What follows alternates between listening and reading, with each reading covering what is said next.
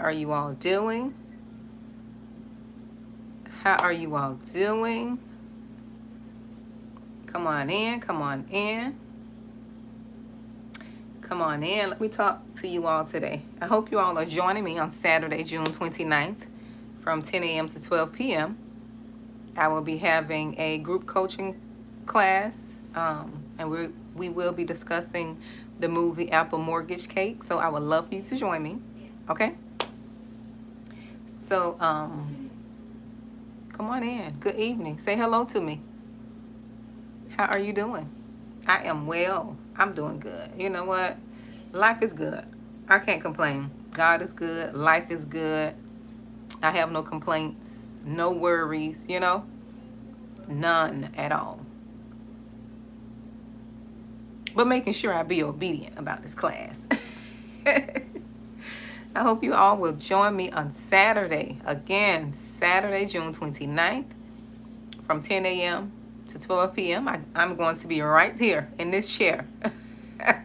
Right here with my table, my computer table, and we will be discussing that movie.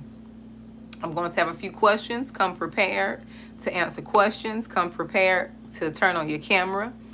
We're not going to be having any, people just hiding behind the screen. No, this is going to be a participation class, right? Because you can't get through things or over things or heal from things if you're not discussing it. That's why therapy is so important in a certain way, okay? To a certain degree. It's important because they get you to confess and talk about things, right? Same thing with the coach. They get you to talk and confess things and, come to some realizations and come to some truths, right? That was the hardest thing for me to do, is come to realization and come to some truths about what's true. Look, about reality, because sometimes women, we could fantasize things and make things what we want it to be, and it's not even that. You know what I mean? We could fantasize and make things what we want it to be, but in reality, it's a whole nother thing. That comes from watching all these Disney movies and cartoons and all this stuff. We kind of, we're a little bit challenged in our emotions sometimes as women. We have to be honest. We have to be honest. That's 99.9% of us. Where we just want to fantasize and we make things what they are not. We can create this whole scenario and scene in our heads. We can. We can make relationships what they're not. We can make our children what they actually are not. We can make the job, our family. We can make things what they are not, because people don't want to face reality. We don't want to face reality. You know how you have you ever been around someone who especially at funerals, people be lying at funerals.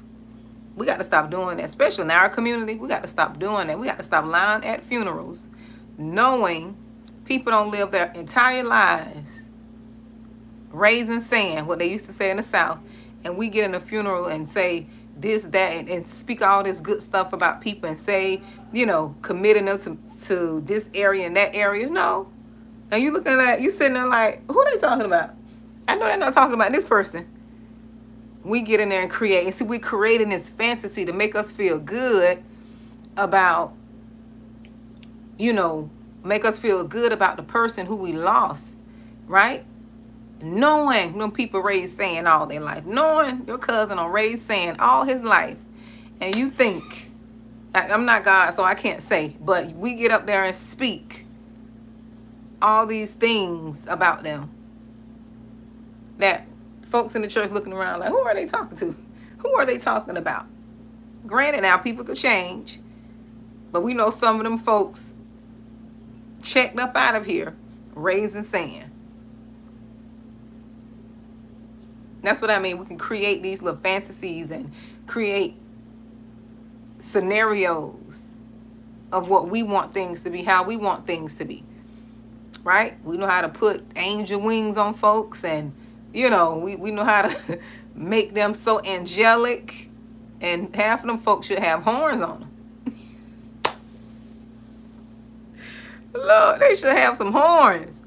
But in our minds and heads, we can create this fantasy. We can make people, and say things to make us feel good about the situation, knowing deep down in our hearts, you know what, that person did not live like we're speaking right now.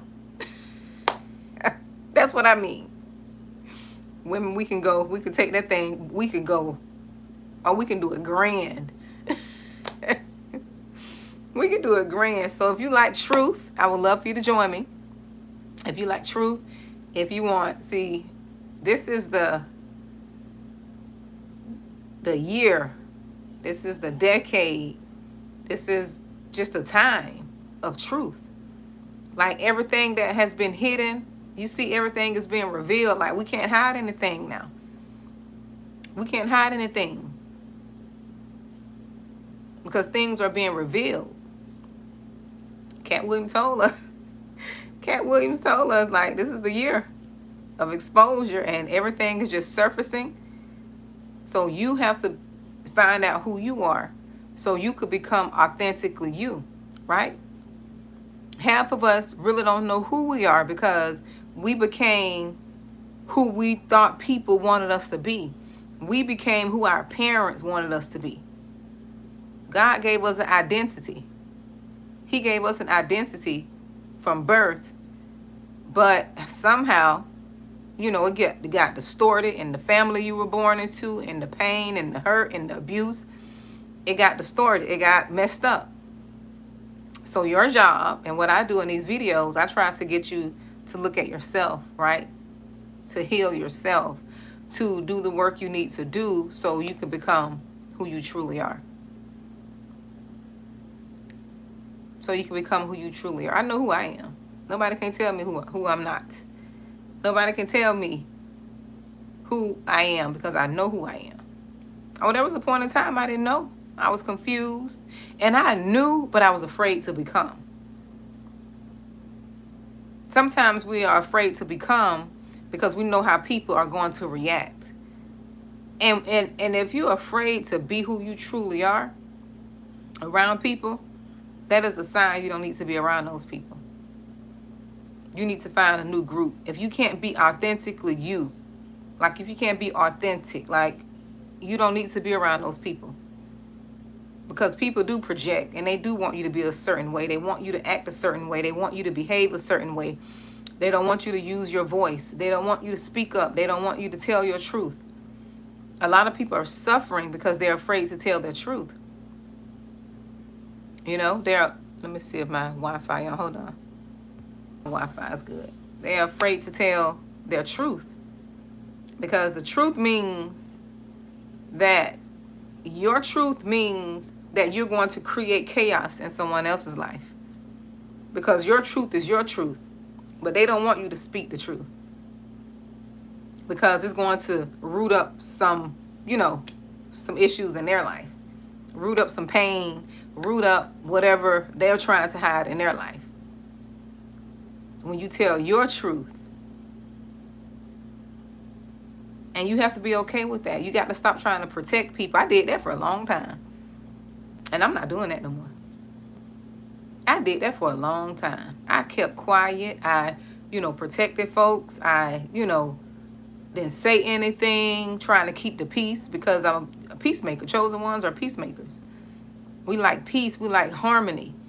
We don't like all the chaos. We don't like all the confusion. Hello, Kings and Queens Coaching Group. We don't like all the confusion. But when it's time for your truth, you got to think too. When it's time to speak your truth, you can't worry about what people are going to think, how they're going to feel. Because the truth is the truth. The truth don't need to be defended. Okay? The truth don't need to be defended. The truth is what it is. The truth stands on its own. A lot of you all protected and hid people. You protected and made sure people didn't look how they really were. Right? Some of you all protected people and you made them look a certain way because of your protection and how you kept things together and how you made things look. That's just like on Facebook. You got people on Facebook being fake, right? And you know them in real life, but on Facebook, you'll swear their life is just glamorous. because they know how to make it look a certain way. And women, we're notorious for that. I was notorious for that to a certain degree. When it came to a certain area, I was notorious for that. Making people look better than they are. You can make people look better than they are, and then when people get close up on it and they take a bite, look, they take a bite of the chocolate or whatever they trying to bite, and they realize it ain't as sweet as it looks. This chocolate got a little bitterness to it. Thing a little stale.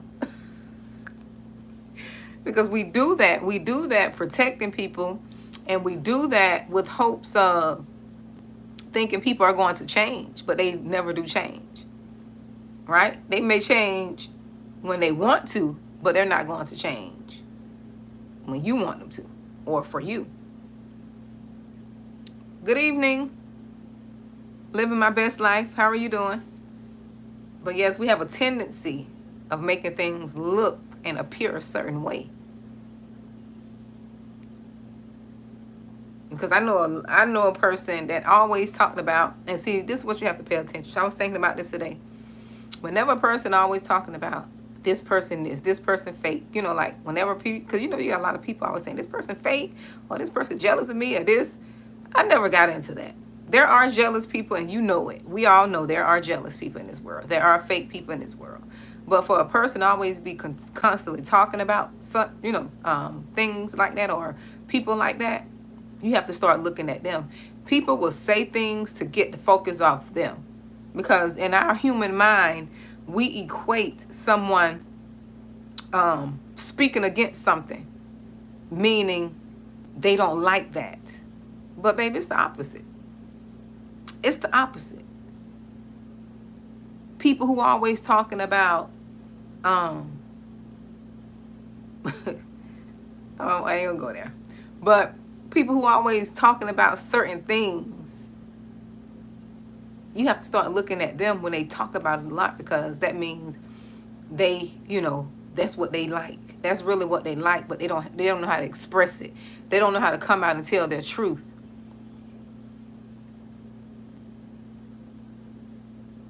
They don't know how to come out and tell their truth. They got some desire for that thing they're always talking about. Or they are that, or they are that. And you have to start paying attention to people, their fruit and not their lips.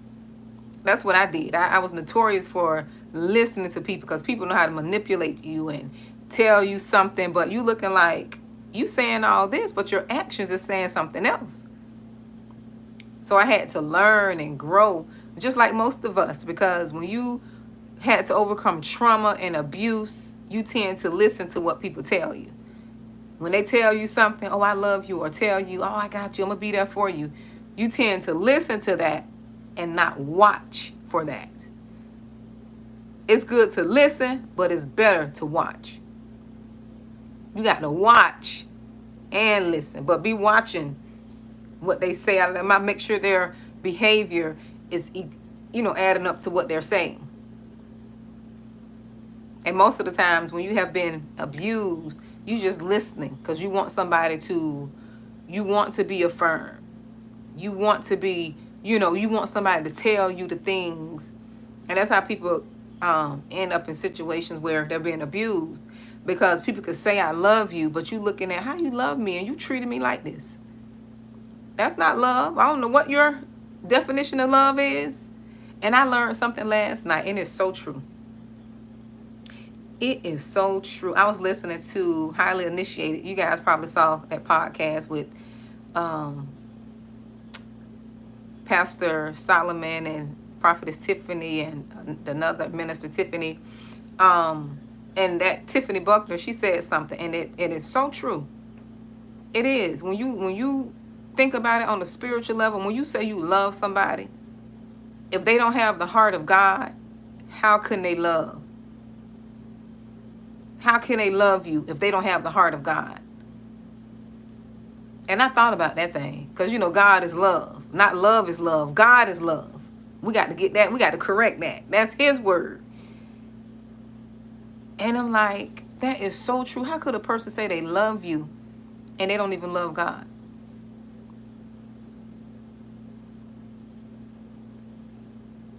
You're welcome, Marvelous Ma'am. Y'all go back and watch that. I recommend that podcast, that episode. It's highly initiated. I think it says This is War.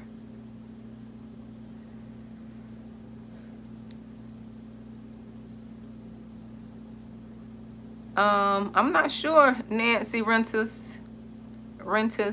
I'm not sure. You know, over here we take a deep dive within ourselves. You know, one thing I've learned on my journey to self-healing and discovery and becoming a coach and personal development, a lot of things that I was dealing with was my own internal issues. So you got to find out where it is that you're hurting. Do you still have childhood issues? Do you still have wounds? Have you been abused? Because most likely you have been abused. If you're asking that question, you have been abused. I don't know what type of abuse. I don't know if it's parental abuse or a romantic abuse or self-abuse, but most likely it's childhood abuse, because we all have struggled with that. But you have to go back and you have to deal with that little girl, deal with the little boy, right? So you can get a different view of who you are. And you can't do that if you don't if you don't believe in God. I don't care what you do. If you don't have a relationship with God, I don't care who you talk to. I don't care what you do. You're not going to see yourself in the right lens without that personal relationship. There's going to always be a void. You're going to always have that void, like something is missing. I've experienced that. It was like something was always missing. I was like, and let me tell y'all what happened to me. This is my testimony. With children, with the life, with the career,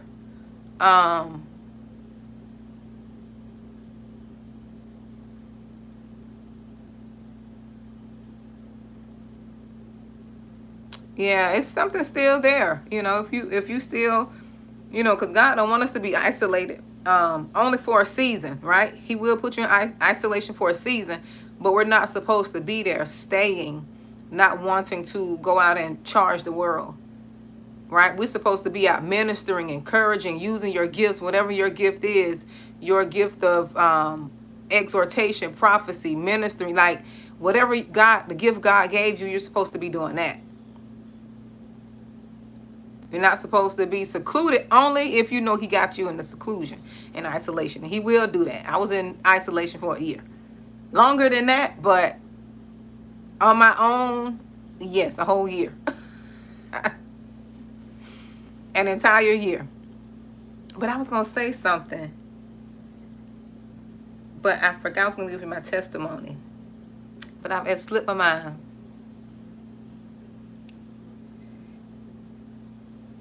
Yeah, that's sad, Nancy. Oh, it is. And it's sad. You know, it is. And family do that. You know, that's a spirit of incest. And you have to come against that. And unfortunately, when you stand up and you speak up against the darkness in the family, them spirits going to come and attack you.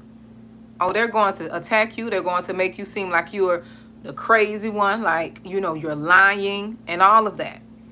But you see, when you know who you are in God, it won't bother you, right?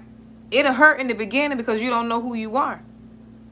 But once you realize who you are in God and how strong he's made you, and you understand that if you say you are his child, you're going to be persecuted.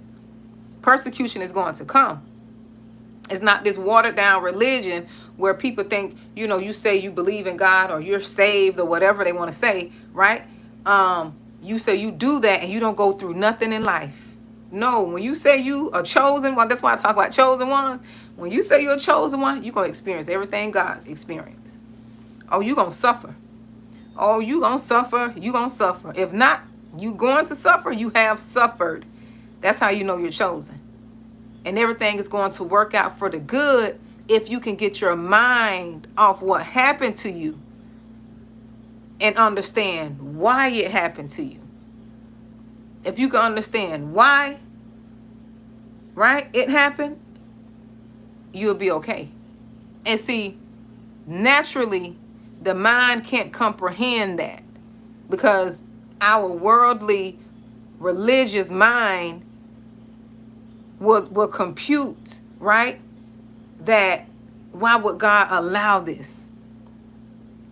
Why would he do this? Why he allowed me to go through this? Now we're not thinking about none of the sins that our bloodline committed, right? We're not thinking about none of our sins. We're not thinking about the generational doors that were open.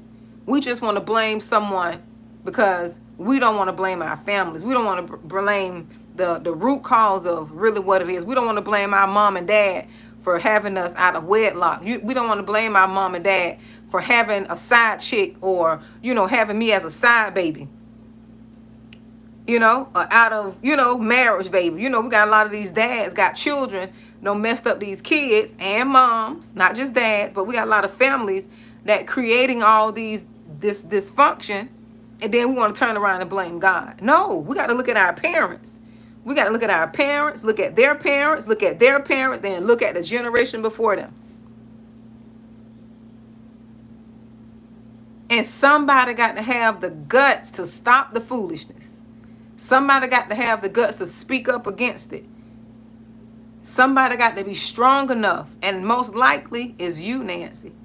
Because if you went through all of that, you're going to have to be the one to stand up and push back against, so your nieces could see, and so the curse could be broken off the bloodline.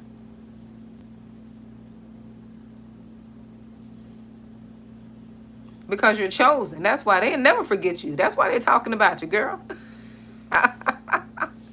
What do you think? You see, you can't worry about them talking about you. When you got the light and when you are chosen, people are always going to be talking about you. They talk about me. People talked about me so bad. My family talked about me so bad and had no idea what I was going through. They had no idea. They lied. Half of them lied on me and think I don't know. Half of them was happy that I was going through certain things. But guess what I did? I prayed for them. I prayed for them and I released them. Like, Lord, you do your will. Have your way. Bless them. That's what you do. You have to learn to do that. And when you get to the spiritual place, it'll be easier. Because it wasn't easy at first. It wasn't easy. But the more you tune in with God, the more time you spend with him, you're going to understand that your family is those who do your Father's will.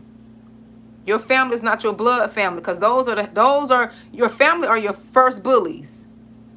Your parents, some of y'all parents are your first bullies. Some of your family members are your first haters. Some of your family members are your first abusers. And we're talking about, see, we got to understand what family is. There's a spiritual family and there's a natural family that you have. And it's good to have both. It is. But once you understand spiritually, some of our families we're born into were the same families to train us up to be warriors, because they saw that light on you from the beginning. When they see that light on you, they don't understand what that is. They'll attack you. They'll call you ugly. They'll call you weird. They'll say your head big, your nose big, like anything. They're going to find something to attack you because they don't know why you so special. They don't know what it is about you. They see that little light around you and you just as angelic and innocent and your favorite everywhere you go. People love you. They like you. They give you things. I was going to get a car wash today, and the guy said, I got it. Paid for my car to get washed. He took care of me. I didn't ask for it. I had my debit card. I said, I'm just here to do the run through. Exactly, Nancy Rentals. And that's why I said, and let me tell you what I always said. People don't understand this. And I don't care what people think. Because I used to say this about my own children, right? I knew a person who, in my own family, right? I knew a person who was close to me, who hated my guts. And people don't understand why I didn't trust this person with my kids. No longer trust them, because when I woke up, I started seeing different things. And I'm like, you know what? I can't trust this person. And see, I woke up a little bit too late because by this time, that person had already damaged, my child. But I was ignorant, We perish when we lack knowledge. When we don't know, we perish. The consequences are going to be the same. But see, I didn't know. I woke up a little bit too late. So I had to try to go in course correct, but it was too late. So I just had to pray, submit that situation to God, and have God to restore that situation for me. Because by this time, when I woke up and finally put my foot down, when I finally had enough emotional gusto, because see, the enemy like to keep you emotional so you can be confused and you don't want to tell people no, you don't want to fight back. But when God gave me, when he healed me and filled my emotional cup up, I'm telling you, no, I don't want you around me. You wicked. You can't come here. I don't want you. No. I know. We see, and it's hard. I understand it's hard to put your foot down with certain people, especially if you've been abused. When you've been abused, your emotions are just off kilter. You be up and down in your emotions, and you got to pray and ask God to help you heal that. I had to do a lot of healing, a lot of, self-deliverance, healing, coaching, all that. I had to get information and just heal myself to make me stronger. To make me stronger. Yes, I understand paintbrush by God. It'll drain you too. When you're around certain people and in certain environments, it messes with your emotional equilibrium. You don't have no balance. You don't know if you're going or coming. It's all you like this. You like a wave in your emotions, up and down, round and round. And no. No. And I thank God that I did the work.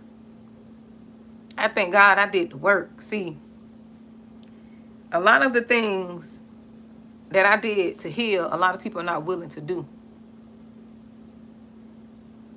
See, we want something, and God showed me that. He showed me you want something, but you're not willing to do the work. And I had to do the work. I had to walk away from things. I had to stop talking to people. I had to cut people off out of my life. Not hate them, but not go around them. It was a lot of things I had to do to get myself to where I needed to be emotionally. A lot of work, Nancy. I got coaching, and this wasn't overnight. The main thing I did, let me tell you the main thing I did, dear. The main thing I did was got deliverance. You got to find a deliverance minister. But the first thing I did, let me tell you the first thing, I started reading my Bible. I started getting my own relationship with God. Not going to church on Sunday, just to open the Bible on Sunday and that's it. No, I got my own relationship. I was committed to getting up 4 o'clock every morning, spending time with God. That was our time. I was going through it. So I had to fight. I had to learn how to fight. I had to be a good student. And I'm not saying this to brag and to put myself up there, but I'm saying this to tell you what I did because you asked. But I dedicate a certain time to get up and read my Bible and pray. I did that over and over and over. And I did it for years. Just until I felt like I was healed enough. During that time, I fasted. And when I say fast, I went on a fast. Real fast. I ain't talking about no Daniel fast. I'm talking about not eating. Water only.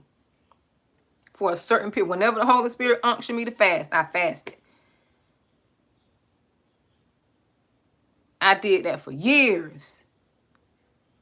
Because I was dealing with so much. I was fighting. And during that time, God was showing me so much spiritually. He was showing me what the generation of curses in my family. Showed me all of the wickedness in my bloodline. Showed me my wickedness. That's the first thing he did. Let me tell you. He ain't going to show you nobody else till he show you yourself. He showed me me. Showed me me. Showed me my heart. I had to repent. I had to forgive. I had to do a lot of work in myself first. I had to repent for going outside of his will, for idolizing people, idolizing situations. I had to repent. I had to take everything that I had on the throne of my heart and put it in its rightful place and put God back there.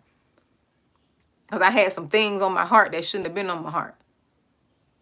Because we can say, you know what I'm saying? We could say God is first, but is he really first?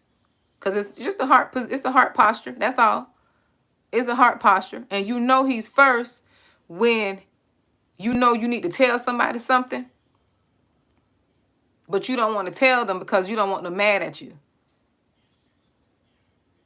That's when you know he's not first. But when he's first, you're going to tell the person whatever you got to tell them.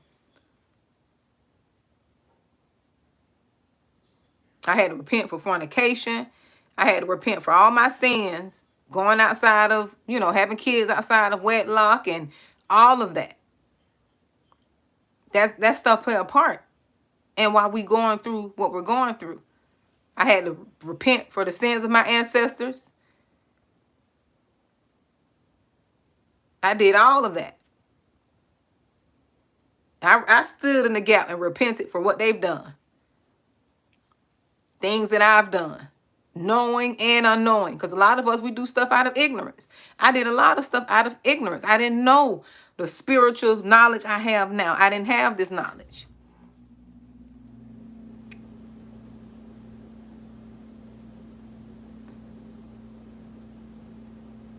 I didn't know. I repented for not loving myself. Because a lot of us say we love ourselves and we don't love ourselves. Because if you loved yourself, you wouldn't let people abuse you.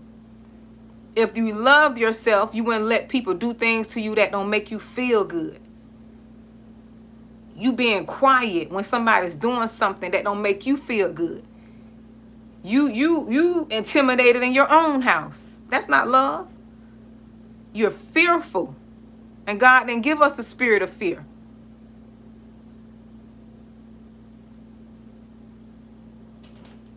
He showed me that. He showed me. I ain't come here to preach today, though. But I'm going to go ahead and I'm going to finish. I'm going to do what he tell me to do. He showed me. Because we say we love ourselves, but we let people talk to us any kind of way. We let people treat us any kind of way. We let people lie on us. We let people, we allow people to do all these things. And we won't utter a word. Because, we don't want to lose them. We don't want to make them mad. We don't want to make them mad.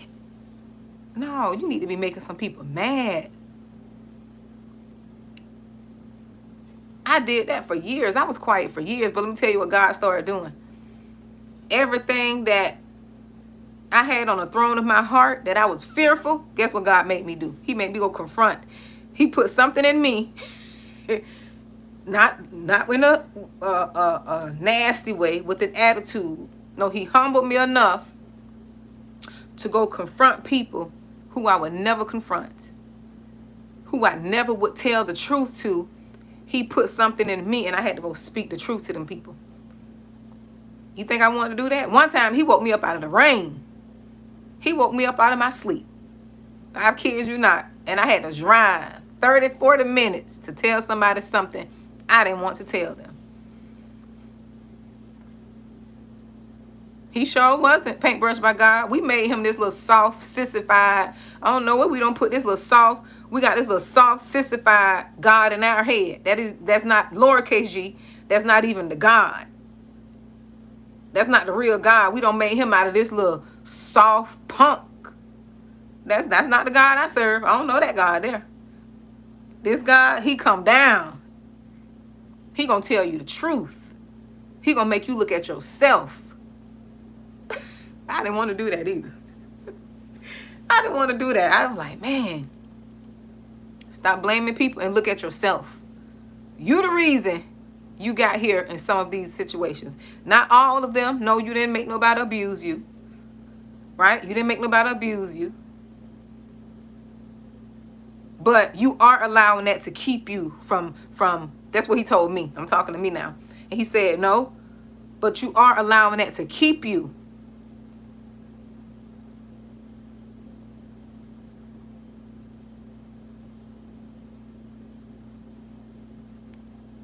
Exactly. And he should have been able to discern that, Nancy. But that's okay. It wasn't meant. Sometimes God protect us from things too. So you can't look at it that way. That was protection. That was protection. He sure is, paintbrush by God. Oh, he's a God of war. He surely is. Exactly. He was supposed to discern that. Wasn't even supposed to get in to know hearsay, she say. He should have rectified that. He should have rebuked that. And when it sought God to get his answer. Not be messy. Not be messy. Because I'm sure if he did that, ain't no telling what's going on in that church. You see what he doing in the churches now. You see what he doing. And it's just the beginning. Look, it's just the beginning, so don't worry about it, dear. And you know what, to be honest, a lot of God's I told somebody this. And I knew this from a very young, I won't say young age, but when I was like coming into my knowledge. No, even before I was walking and doing right, walking on my path with God. I told somebody, I said, God's real prophets, they don't invite God's real prophets to church. They invite these, you get a car, you get a house prophets. They don't invite God's real prophets because they're going to come to set order. They're going to come and correct and call out sin. They're going to say the word sin. They're going to rebuke. They're going to get these, you get a house, you get a car, you get $1 million. They get them type of prophets. And people still hurting. We still battling, people still battling mental illnesses, what they call mental illnesses, which they just need to be delivered. They're still battling things. But they got these, you get a car, you get a house, you get a boat prophets. Instead of, you need to come out of fornication. You need to repent. You need to forgive. We don't have them prophets there. We don't have them. We just have the materialistic fake prophets. Because a real prophet gonna tell you, you got to get your life in order. You got to align yourself with God. You got to do what you got to do.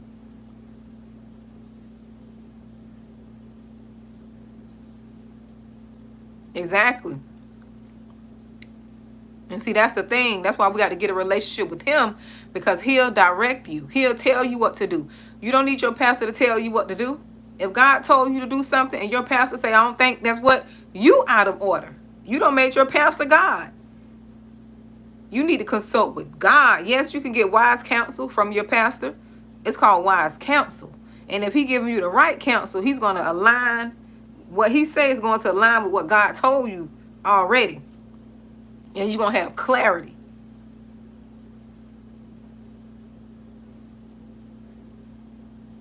Not sow a seed for your need. No, ain't going to be doing all that. No, you don't need to sow no seed. You just need to get with God so you can get your healing and deliverance. Hey, Keisha, I see you Saturday, dear. You don't have to sow no seed for no need.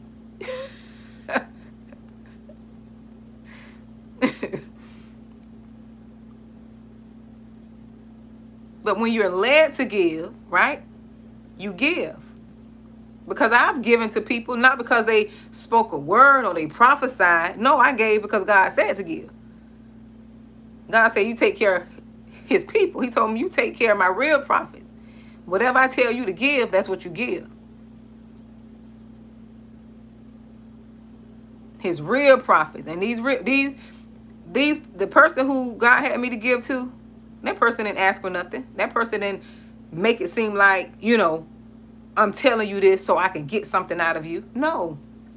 God woke me up out of my dream. Out of my sleep. Give this person this. Put it on my heart. Give them this. Give them this. And I'm not just saying this to sound all religious, but this is what he'll do when you spend time with him. When you know you got a relationship, he's going to talk to you all the time. All the time. Because you're talking to him. If you talk to him, he'll talk to you. See, we want God to talk to us, and we don't talk to him. We don't open his word to see what he's saying. We don't pray. We don't sit in our spirit quiet. Not saying you got to read the Bible every day, but if you're looking for deliverance, you need to be in that Bible every day. If you're not at a place, you need to be reading that word every day. Every single day. Ask God to show. That's what I did. I'm like, Lord, show me who you could send me to, help me, to grow me, minister to me. First person he sent me to was, let me see which one of them. It was Sister Sharon.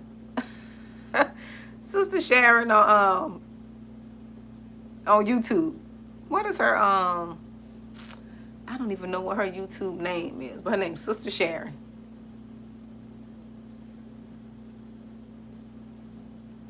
She got a positive, I think it's Motivating You to Win. I think that's the name of her channel.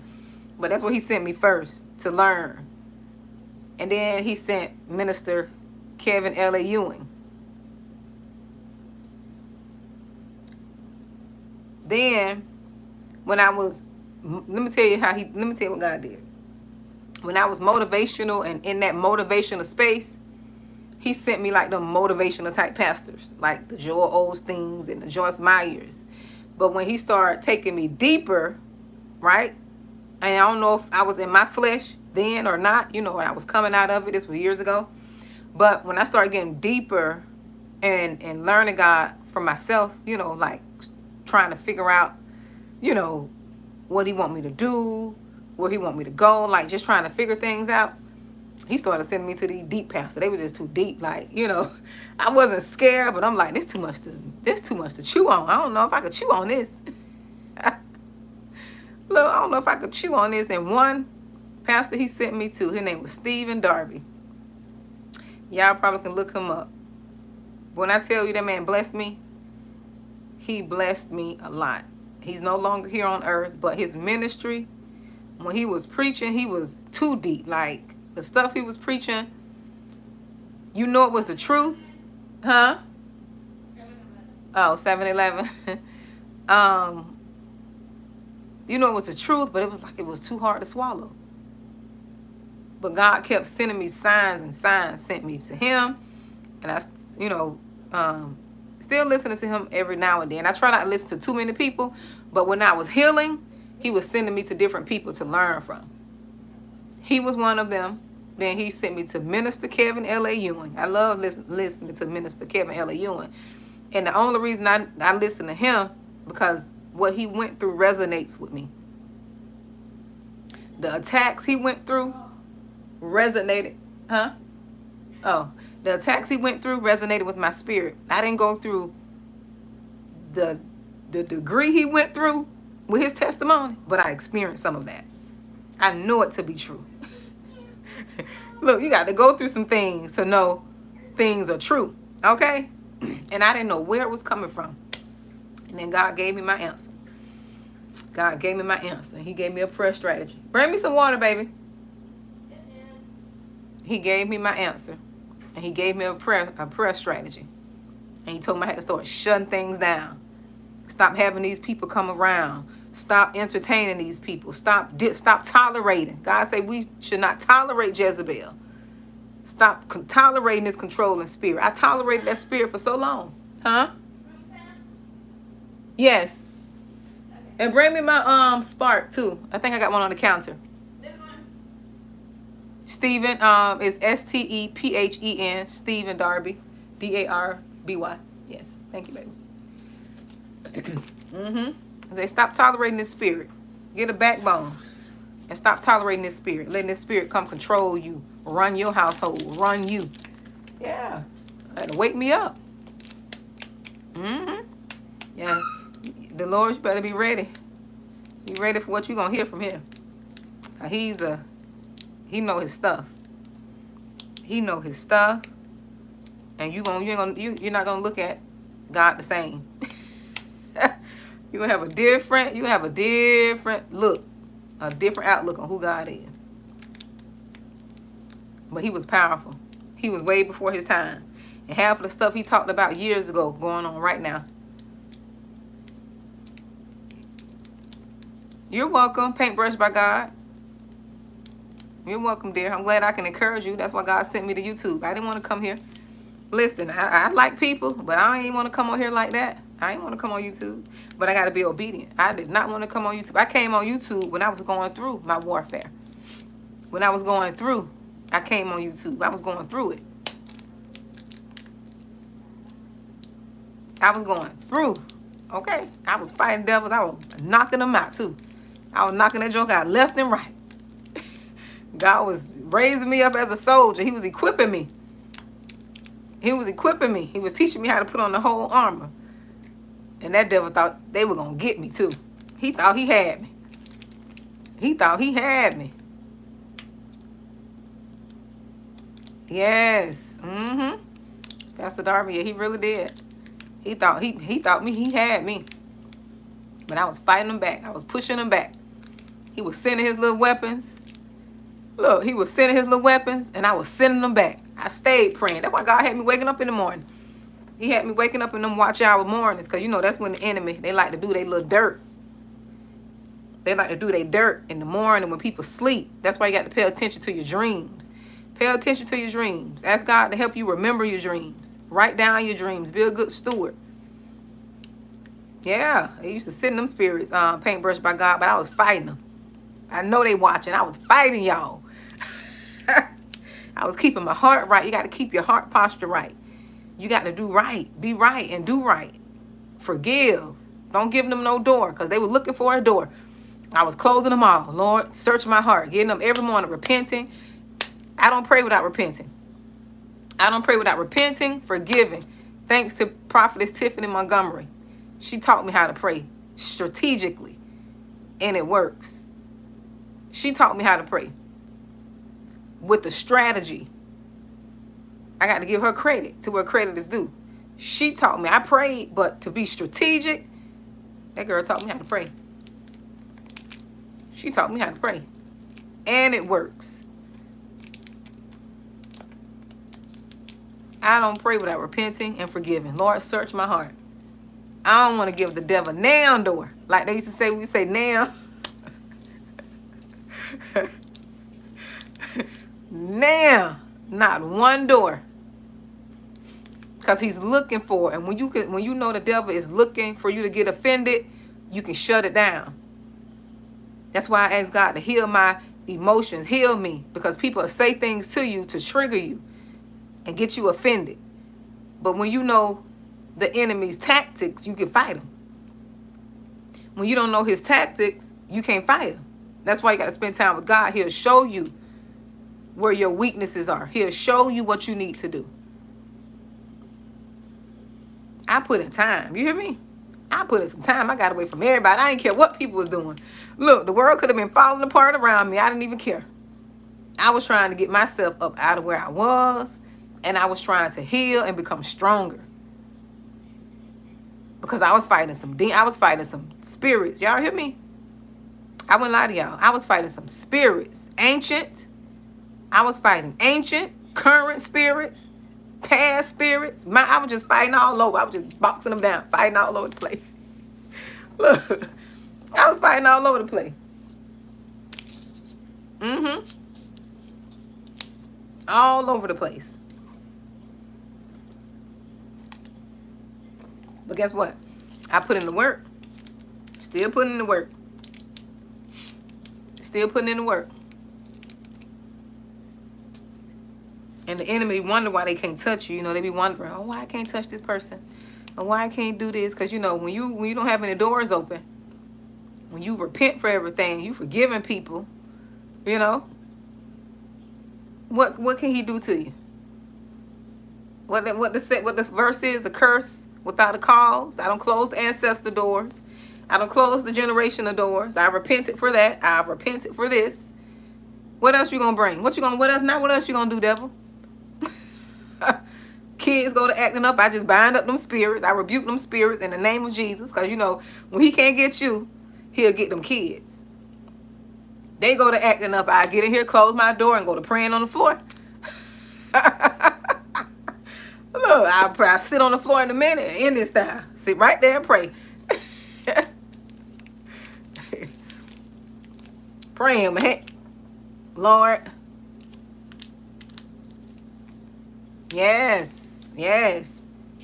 Because, these kids are battling things that you can only pray and ask God to show them, especially when they become adults. You can't make your children. See, one thing that I don't agree with that they did back in the days when I was younger, they tried to make people do something they didn't want to do.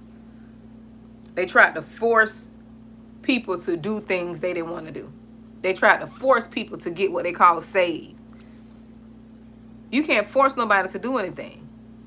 You have to let life get them, right? You got to let God show them that they need him. Or not really, God let life. Because see, when people haven't experienced life, we don't want God unless we've experienced some stuff. If your life is all handy dandy, on Blue's Clues, if you got a little handy dandy notebook and life is just dandy and good, you ain't thinking about no God. You get a relationship when you don't hit rock bottom. Then you get a relationship with God. Then you want to know him. When your life is not going as planned, then you want to seek out him. Which he should be 411 and not 911, right? He should be the person you go to for information, not the emergency call. You should just be going, open up the Bible. 411, you call and get information. Let me see, where such and such is. You open up the Bible and you get information. He shouldn't be an emergency call. 911, now you in that thing, you flipping them pages. 911, this is emergency. And by that time, it's not too late, but you don't have any ground to stand on to know how to fight back. You got to endure the pain now because you don't have any weapon. You don't have any bullets in your arsenal to shoot back. So now you got to get the word in you. So you know how to fight and you can speak over yourself. I got enough word in me to fight back. I got all the strategy. Boy, Tiffany Montgomery, I'm telling you. I don't care what nobody say. I've been following her ministry since 2000. God led me to follow that ministry. And she do a fast and I encourage you all to join too. Somebody on here, y'all need to join.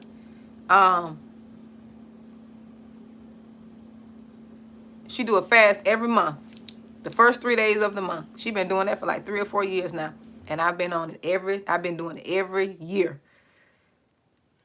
First started out, I struggled. I didn't condemn myself. But the first 3 days, go to her page, Covered by God, has all the information there. But she did a fast. I think that fast was protecting me. That fast is what delivered me, protected me, delivered me.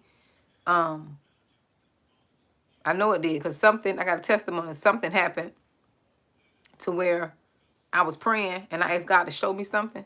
And he showed me the next day. I wanted some, revelation. I wanted something to be revealed. I prayed on a Tuesday. That's when I first did her Year of the Bride fast. I prayed on a Tuesday, and on that Wednesday, my answer was there. That's when I was deep too in the beginning. When her first Year of the Bride, I did that.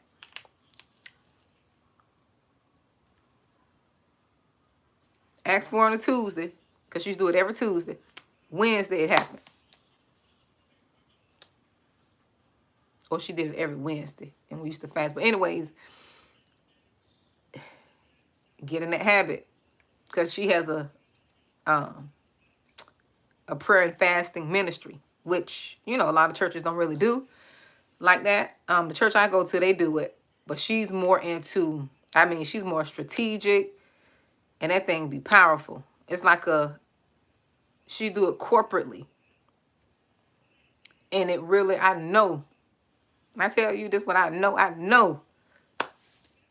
That's what protected me.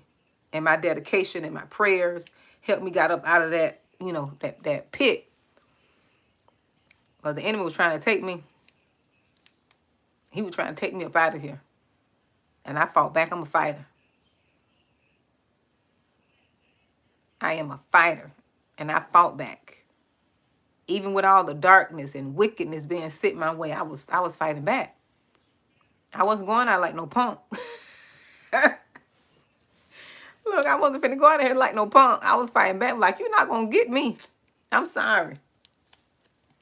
And I know I'm making that devil mad and madder. I was making the devil mad and madder because I was fighting back. I wasn't giving up. I wasn't speaking negative. I mean, he threw everything he could throw at me. Kids acting up. Everything was acting up. And I was still over here trusting God. I'm like, Lord, you're going to work it out. You're going to work it out. I wasn't working. I wasn't working full time, but God was making provision. Still trusting God. You're going to work it out. You're going to work it out. He met all of my needs. And through that whole ordeal, let me tell you how good God is. When you trust him, somebody need to hear this. When you trust him, he'll make provision. I don't think I worked full-time employment since 2021. Just recently, started working full-time. God been making a way ever since. Nothing lacking, nothing missed, nothing cut off. God has been making a way. Because I put all my trust in him. I ain't trying to put y'all in personal business, but somebody need to hear it. You need to really trust him. And I know it's hard to do when you don't know where money's coming from, where you don't know where income, especially if you're a one-man show. Especially if you're single or if you're married and not with your spouse. Or if you're married and you're, but a widow. We need to learn to trust God all the more. And I just always had faith. I always had crazy faith like that. I was like, you know what? God will work it out. He'll work it out. Whatever I need, Lord, I need this. He gave it to me. Lord, I need that. He didn't give it to me right away. But what that's saying is, he's always on time. He may not come when you want him to. That little old song. Church people used to say it all the time. He may not come when you want to. But he'll be there right on time. He's an on-time God. Yes, he is. He surely is. He's on-time God. He sure does. And my faith done went to a whole nother level. I'm praying for favor. I'm praying for miraculous favor. See you later, baby. I'm praying for miraculous favor.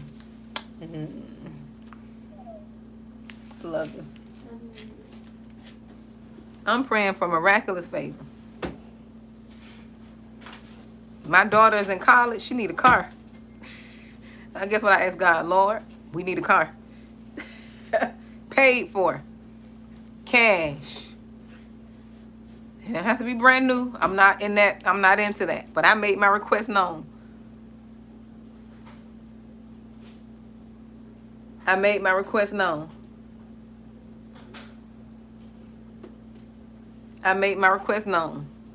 And that's the kind of faith you have to have. That's the kind of faith. That's the kind of favor we have to have. Do I need to know where the money coming from? No. I don't need to know where it's coming from. Long as it's legal, okay?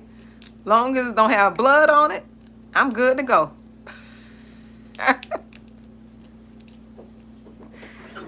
Yes.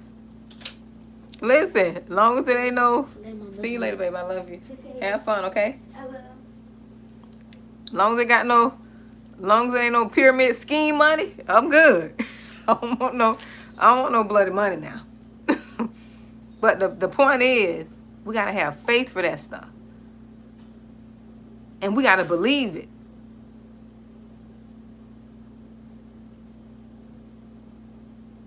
We got to believe it and really believe it.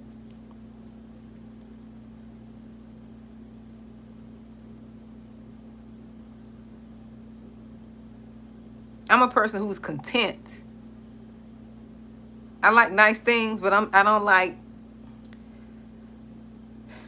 showy things. I like to look nice, but I don't like a lot of showy stuff. I like to dress nice, for work. I like to dress nice for church, just dress nice. I like simple, nice things, but I'm not extravagant. So I can be content with whatever I'm driving. I don't care if it's a bug. I'll drive the wheels off it. I don't care. Because it's not the car or whatever I have. It's me. It's me that makes whatever it is, right? It's me that make my car look good. My car don't make me look good. My car don't give me value. I give my car value. I've always been a content person and a person who is thankful for whatever situation because I know where I came from. I know where I came from. So I never get to the point to where something is so valuable to me. If God want me to give that thing away, I don't want to give it away. I already made my stand. If God tell me to give it, I'm going to give it. Because the thing I know is I can trust him. If he say give something away, that means he got something better. If he tell me to give my car away right now, knowing I need to get to work, and if I know it's God, I'm going to give it away. Sign it right over. No hesitation. I don't care. I don't care if it's a Ford Pinto. I don't care what it is.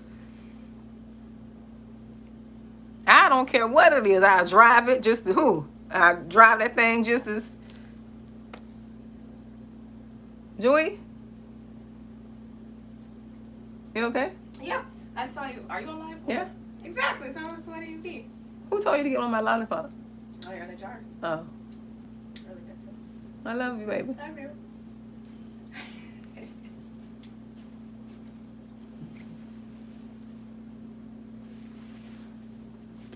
My baby.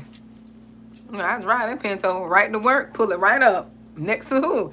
Right up, get out of it and just go on upstairs. I don't care what it is. Drive it and confident too. Care who looking. I don't care who looking. See, let me tell you, people look at you and thank you. Look, more, let me tell you. People look at you and judge you, right? They look, not saying you doing this, but people look at you and think based on how you look and how, you are and what you do, they think they know you. No, people don't know me. People don't know me at all. They don't know I will drive a Pinto. I don't need... See, my thing is I know who I am. There was a time I didn't know who I was. I didn't know who I was. I'll drive a scooter if I have to. That's when I knew I was different. I'm like, you know what? I'll be right on my scooter, dressed all up in a nice little pantsuit and everything, ride with my little glasses. And I gotta have some goggles because too many bugs in Florida. Ride, getting to work.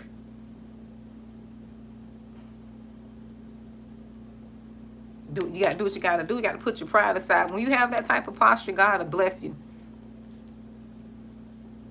He'll bless you. He'll give you more because he know if he put you in that situation, he know you're going to be thankful.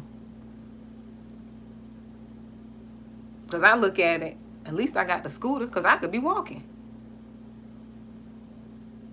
At least I got the scooter. I don't have to catch the bus. I can get right on to where I need to go. That'd be my mindset. Every time I've ever been in a situation where the devil just wanted me to feel like I was in lack or missing out on something, I flip that thing. I'm like, at least I got somewhere to stay. At least I got a car. At least I have food. At least I got money in the bank, right? At least my children are healthy. At least, like everything, every time something come up, I always look at the good in it. at least I could do. It may not be the job I want, but at least I have one. It may not be, what I want, but at least I got this to sustain me. I've just always been that type of person, because I know where I come from. When you grew up with humble beginnings, and then you don't forget where you came from, you'll never veer off. You'll always be humble. You'll always be humble. People may not think that you're humble, but you know you. you know you. Yep, you know you. But I would love for you all to join me on June the 29th, if you can. I think I want to do a little happy hour or something. Not an actual happy hour, but a virtual happy hour, to where we just come, meet, and talk. I did it with my members, but I want to do it with just open it up to the people who are the subscribers, to get to meet some of you all, on a Zoom call. Zoom is the real deal. Zoom is just like you meet in person. You get to feel people's energy. You get to see people outside of presenting, online. Because some people come online, they just be all type of, they just be doing too much, right? They be doing too much. But when you get on Zoom, people seem to be more relaxed.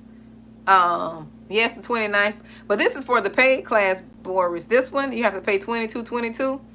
And it's a coaching group session, right? It's a paid coaching group session where we're watching the movie Apple Mortgage Cake. I'm in Eastern time. Eastern Standard Time. So we're watching Apple Mortgage Cake. Then we're going to discuss the movie and talk about how the movie resonated with us. But also they will be receiving coaching at the same time. Right? So, but I would love for you to join. If not, there will be other opportunities for you to come on offline and meet with me. But I enjoy you all. I have to get ready to... Where are you, Boris? It's 7:36 here. 7:36 p.m. Yep, EST, Dolores. Eastern Standard.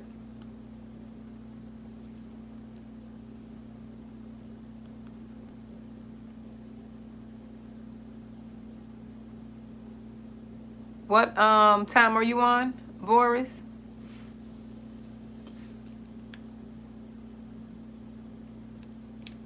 What's your time zone?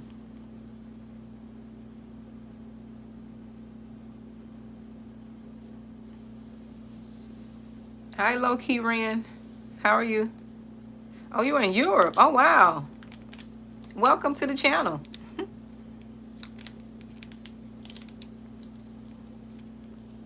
So what time it is there? You said it's evening? So around what, 12? It's, Dolores, it's this Saturday, June 29th. Oh, wow. It's 1:37 a.m. Oh, wow.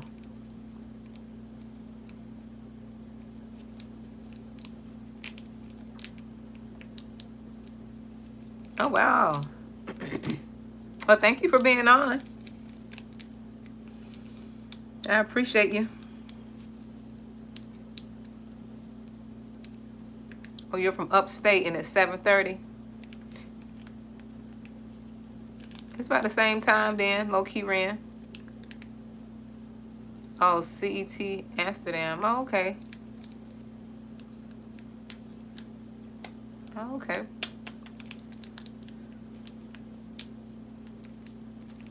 But I enjoyed you all. Thank you for tuning in. I hope I helped you all.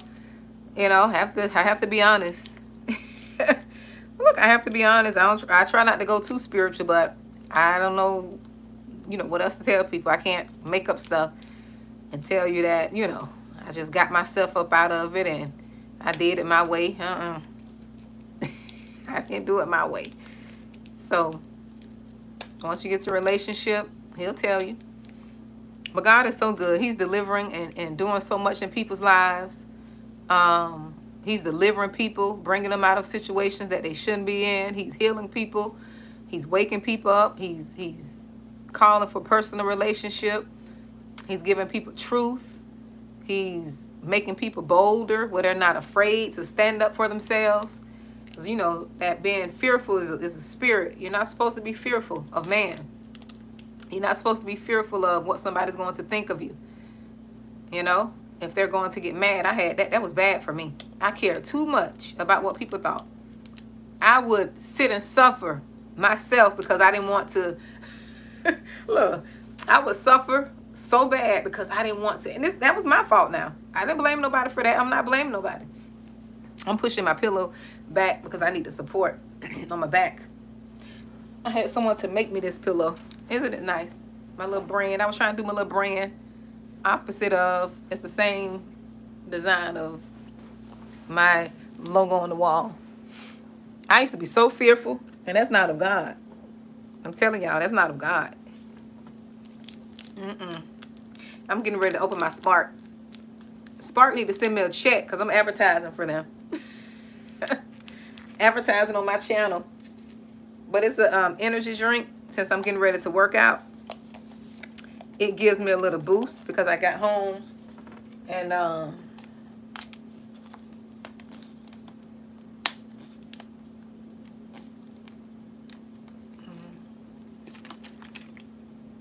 yeah,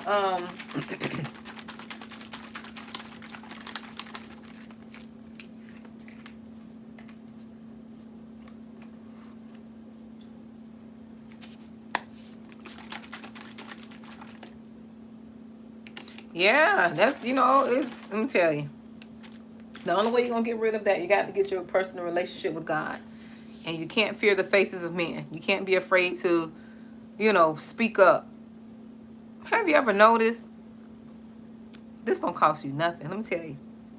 This don't cost nothing. But I'm going to tell you all. Not saying that I'm asking you all for anything, but you doing this is not going to cost you anything but some boldness. It's called Spark. It's an energy drink. You get it from Advocare. I think it's Advocare. It's like one of those multi-level marketing companies. Yep, it's called Spark. This is fruit punch. They have different flavors. And I drink this, and it gives me a little spark. It gives me a little kick, and I get up and do my little workout. You know, my daughter say I don't need it because I'm already energetic and hyper. Look, they say I'm already energetic and hyper. But this won't cost you anything. I think it's ironic how the enemy tries to take the very thing away from you that is going to free you. And you want to know what that is? Can someone tell me what that is? It's one thing the enemy uses to keep you from breaking free, because the Bible tells us we need to use this thing, right? Yes, Boris, it's one of those multi-level marketing. Could someone put in here what they think it is? The enemy uses one thing to keep us. And I mentioned it already. The one thing he uses to keep us from breaking free. He keep us from using this one thing. He keep us from using it. I mentioned it, but I didn't say it in this term. Not fear. Well, fear. Yes, fear. That's one, but that's not what I'm talking about. He definitely used fear.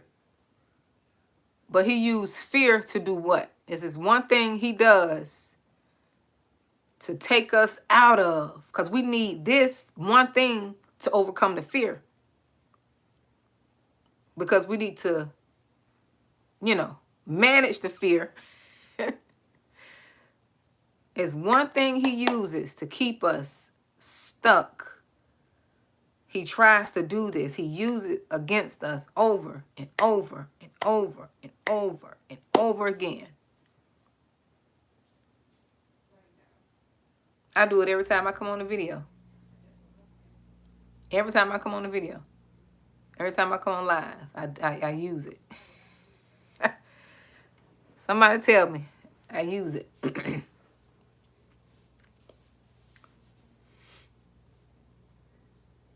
Every time I come on the video, he one thing he tries to take every time.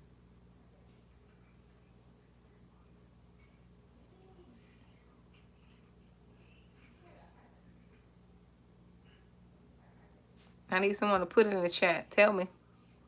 I don't know. I can't see how many people are on here. We have 18 people. We should have 18 responses.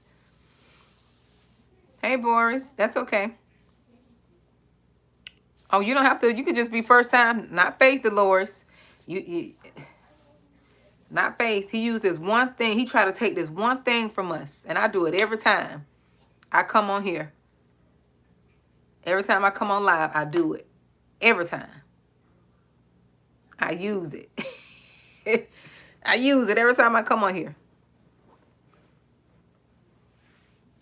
Every time. I'm doing it right now. I'm doing it right now. It ain't nothing hard. But it's something significant. Yes, Shalonda D. Yes, dear. That's the answer right there. The enemy want to take your voice. Because if he can take your voice, he can take your mind. He can make you fearful. He could steal your joy. Because if you got your voice, you could tell him to shut up. You need your voice to repent, right?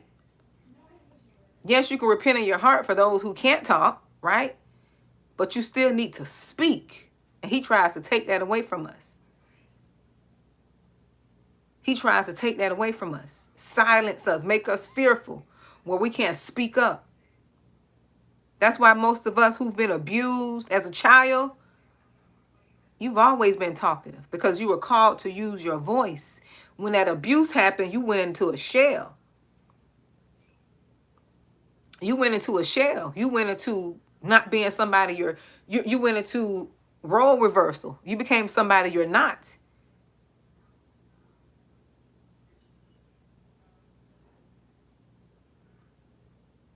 I've always been a talker. Talk too much. My auntie named me Mouth of the South. I was like 5 years old. She named me Mouth of the South. Because I would tell. I wasn't a tattletale, but I was going to tell. If you mistreated me, I was telling. She's deceased now. But been deceased years ago. I think she died in the 90s. But she used to call me Mouth of the South because I talked too much. She was mean too. She was mean to me. And I told my granddaddy she was being mean. So she thought she was going to punish me by being Mouth of the South. I said, I'll tell again. Do something else to me. I'm going to tell again.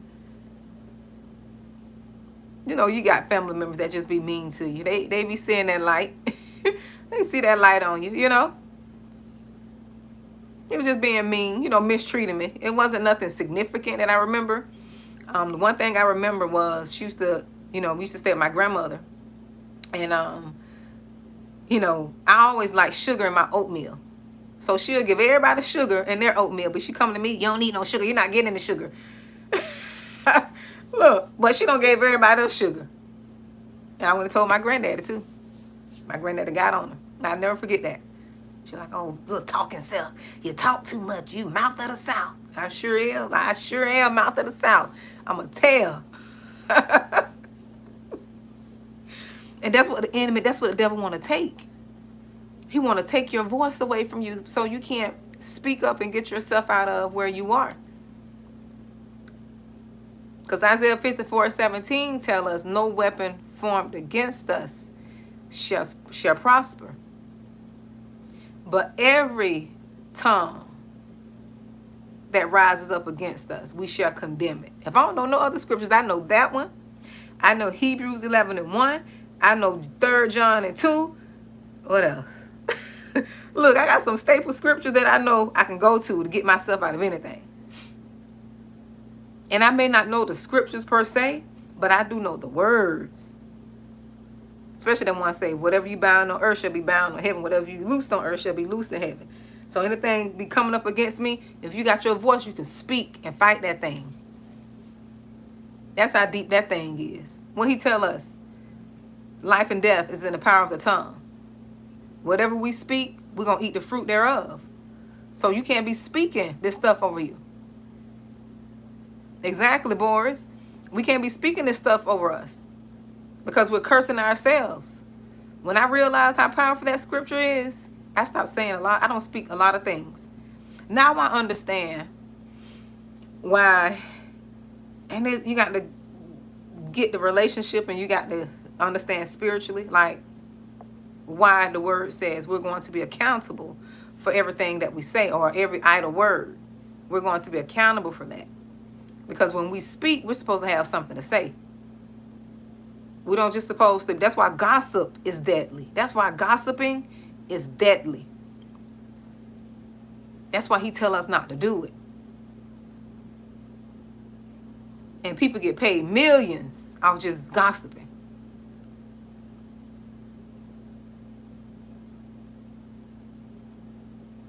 That's why he tell us not to do it, because he knows the destruction that it causes. He knows it.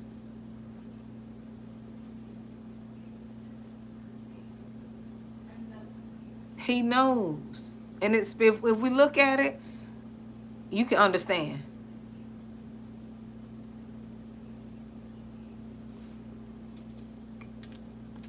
You can understand.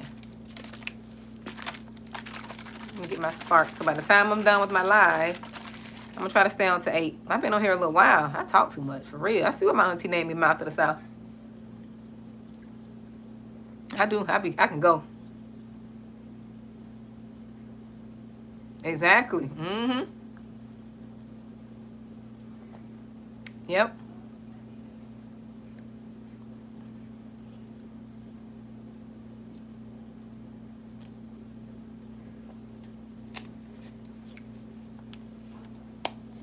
Yeah, this spark gonna get me where I need to be. I need to start by getting up early. I used to get up early in the morning. I used to get up I used to go to bed like 9:30, around 9:30. But I used to get up like 4 in the morning. I had my little routine. I need to get back in that routine because that gave me time to work out and all that. Because you just don't want to work out. Well, I know me. I'm a morning person. So by the time I get home, I just want to relax and just chill, you know. But I committed myself to this little workout for 4 weeks, so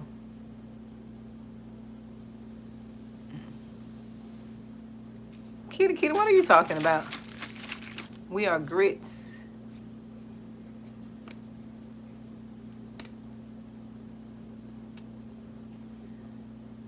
Exactly, yeah.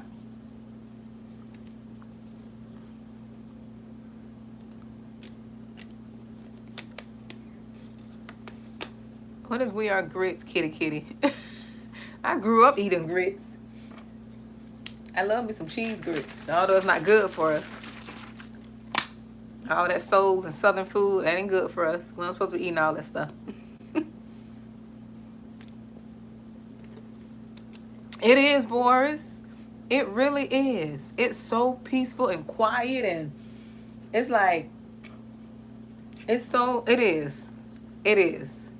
Then I used to get up and, awaken, get up before my kids and get things done and start my day, because I still had children.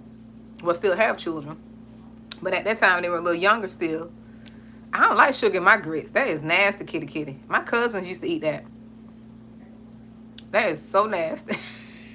I tried it. I don't like it. Just give me some grits and fish and grits, or some shrimp and grits. I don't want no sugar in it. Exactly, low-key, Ren. I know my cousins used to put a lot of sugar in their grits, and I'm like, that is so disgusting.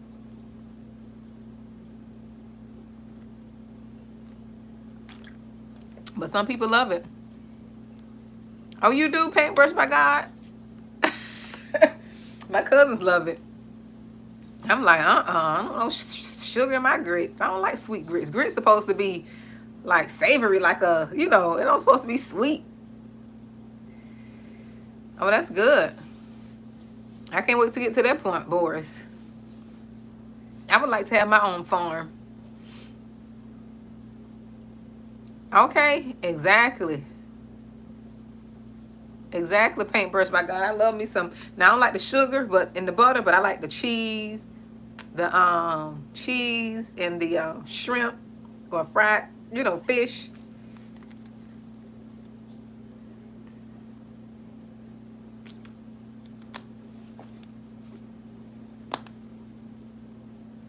Exactly. I would love to have one of those too. I would love to have my own homestead. Mm-hmm. Grow my own little herbs, spices, um, all that. I grew up partially on the farm. My grandfather, I was younger. Um, he was working for this guy, and the guy owned the farm. So my grandfather worked for him, and we stayed on there for a little bit. And that's the best to me. That's the best living. That's fun. It's peaceful. And ever since I grew up on that farm, I always wanted to go back to living like that. Every time I talk about it, I know my kids won't want to do it, but they're growing older. And in Florida,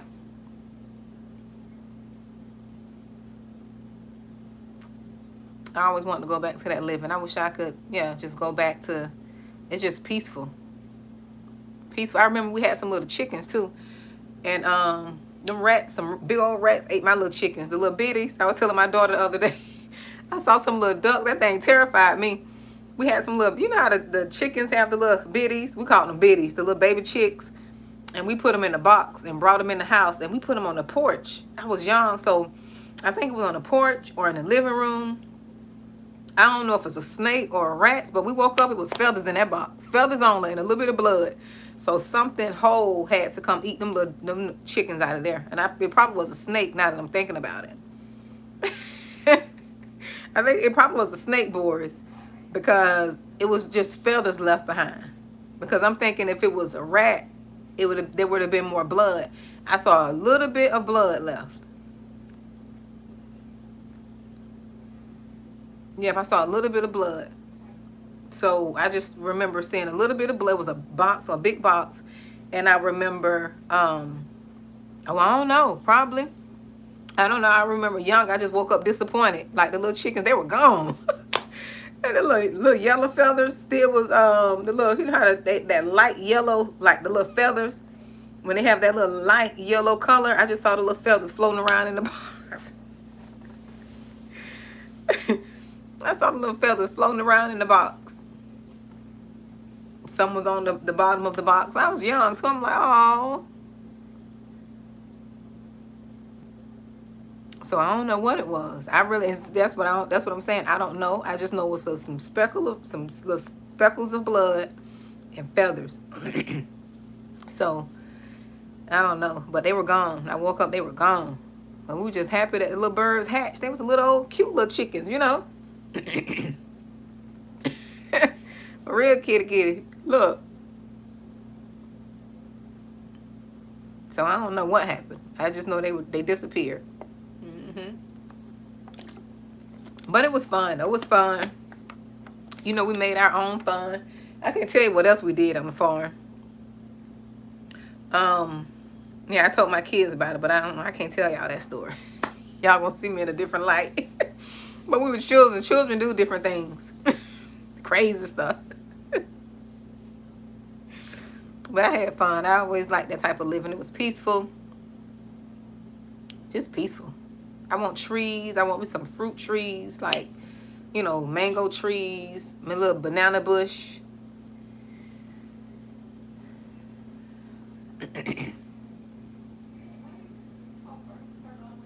I don't know, kitty. I don't know what happened. I hope they ain't been sacrificed. Ain't no telling what happened to them little bitties.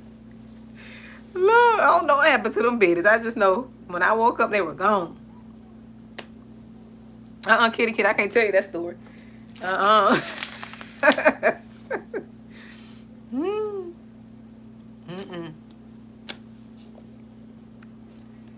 Me and my cousins.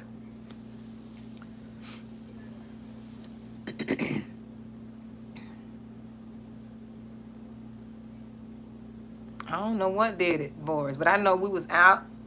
The house was out, surrounded by a lot of fields. We did have a canal, um, that was there with the pump. It had something called the pump house. So it was a canal there and a little pump house with water and, like a little flow, like a little, it was called the pump house that I remember. We had a canal. We used to swim in that canal too. We used to be in there. Well, I ain't gonna say me used to swim in there, but we used to be in there playing in the water. Ain't no telling what snakes or alligators was in there. We just used to be in there.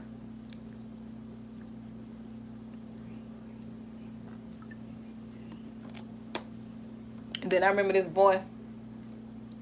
He was playing with my cousin, and he ended up running into one of the, how the pump houses, they have this aluminum like round piece that pushes the water out, right? I guess it pushes the water out, and he ended up running, trying to chase my cousin. She's deceased now, but he ended up running, trying to chase her, and ran into it and hurt his private area. God, Lord forbid, he hurt his private area and cut it. I almost cut it off because the things, they were sharp. I remember this story. They were sharp, and he just, how you're swimming and you're trying to move, and you moving out of the way, and I don't know what happened. I just know he jumped up and was crying, and it wasn't a good sight. Look, I got some stories, kitty. I got a lot of stories. When I was a younger, this wasn't on the farm. This was when my grandmother moved. They moved off the farm. And you see this scar right here? I don't know if you can see that. It's on my arm. This here, when I was younger, back in the days, they used to have like the soda bottles, right? They used to have soda bottles, the bottles. And we used to have a candy lady where I came from. We had a candy lady, right?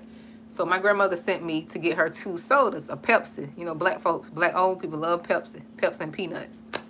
But I went to get her 2 Pepsi, and I tripped and fell. And I fell on top of the bottle, and the bottle split my wrist right here. Cut this open, and all this. I didn't go to the hospital either. But them black old folks that not a glass bottle, yes. Them old black folks did not believe in going to the hospital. They had their own little remedies. But she packed them guts back up in there. I was bleeding. Blood was everywhere. I don't know how she did it. But this was split open. I never forget. I saw my white meat. I saw the guts and what we call the guts. But I saw the white meat. And it was split open. And I was crying. And she said, come here, girl. And she cleaned it up and put some type of ointment on there. Some type of scarf. And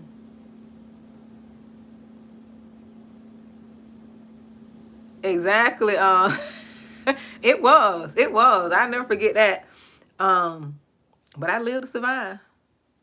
I did. But when you're young, when you're little, that scar was big. But it has gotten smaller now.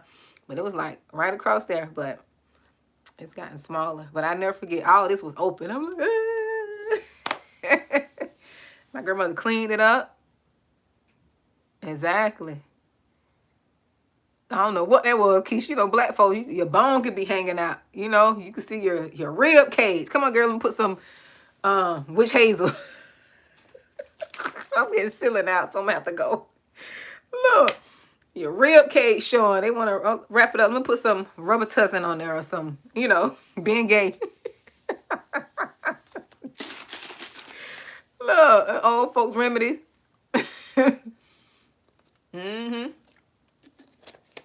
I could be falling out.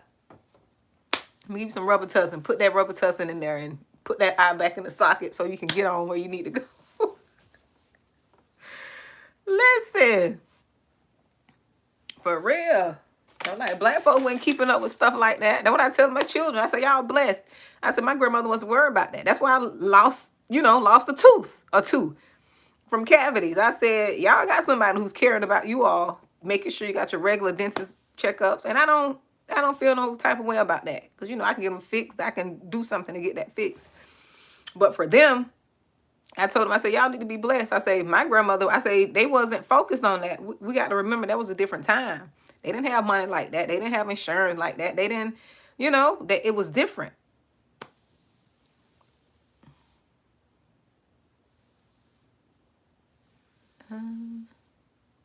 I don't know, boys. I just know. I thank God I'm here. I just saw that blood and was crying. And my grandmother, she took care of me, though. Exactly, doggone Father John. Remember the Father John? You know what? I'm going to tell y'all something. I'm going to go.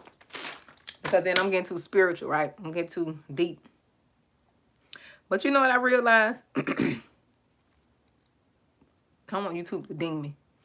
A lot of these meds, right? I realize a lot of this stuff is sorcery, right? I'm going to be honest.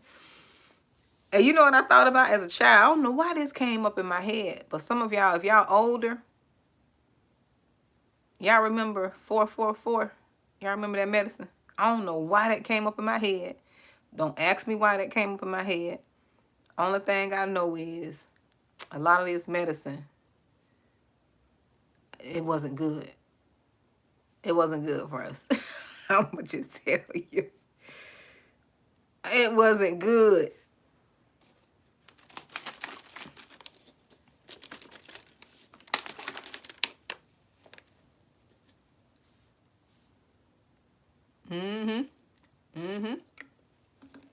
Yeah, boy, that's why I try to do things naturally.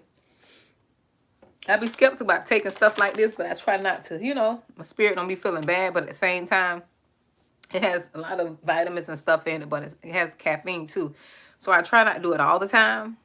But yeah, a lot of these meds, we got to be careful. You got to be careful because they alter your mind. They alter, they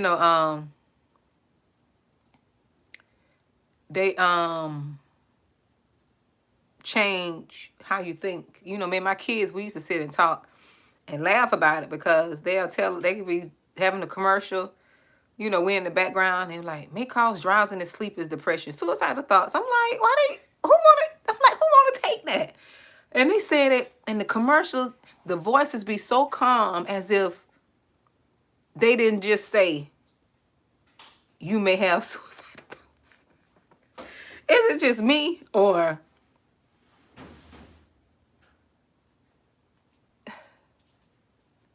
all of them? Prescription drugs, all of them. Over the counter. I don't really know what you're asking, Boris, but none of the medicines. And I know we depend on it because we've been trained and we've been trained to depend on them, meds like that instead of getting to the root of the issue. Like changing our eating habits. I remember I saw this lady one time. I never forget. It was somebody I know. It's not funny, but it's crazy though. She had high blood pressure. Right? She had high blood pressure. And then she was sitting there eating KFC. And the only reason I know she had high blood pressure because she said it. She was like, oh, I forgot to take my high blood pressure meds. Why this lady took the high blood pressure meds and just bit the devil out that chicken? It was Popeye, not KFC. It was Popeye chicken. I'm like, no, you need to stop eating the chicken. And and that's what we do. Pills is just the easier thing to do, instead of changing behavior and what we eat. Because it is hard. I'm not going to lie. And I'm not judging anybody who can't do it. Because I've started and stopped plenty of times.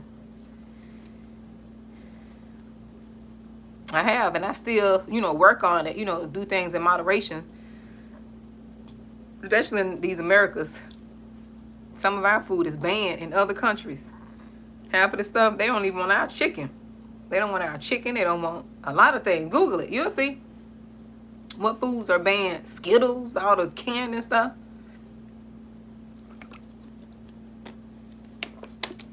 A lot of countries don't even eat our food. That too. Yes. Popcorn. Okay. Extra butter is out. Yes. A lot of people, yeah. You know, when I was substitute, I used to substitute. And one of the kids in there, he was in one of the classes, he was, I forgot what nationality he was because he told me. But it was one of those nationalities that they're strict with their diet, very strict.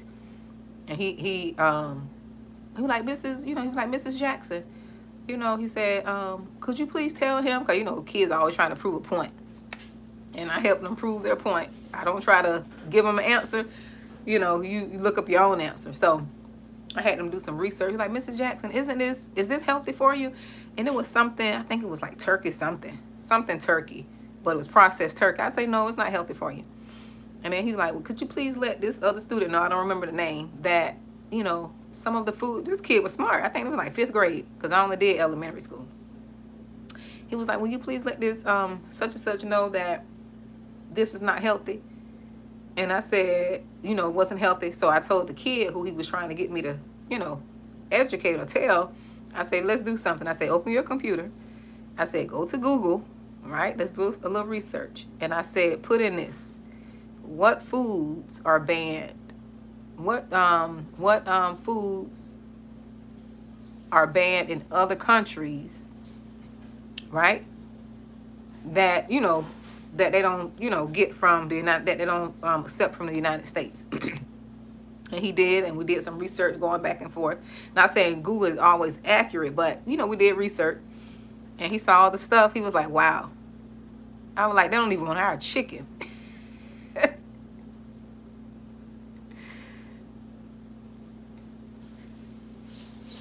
Mm-hmm.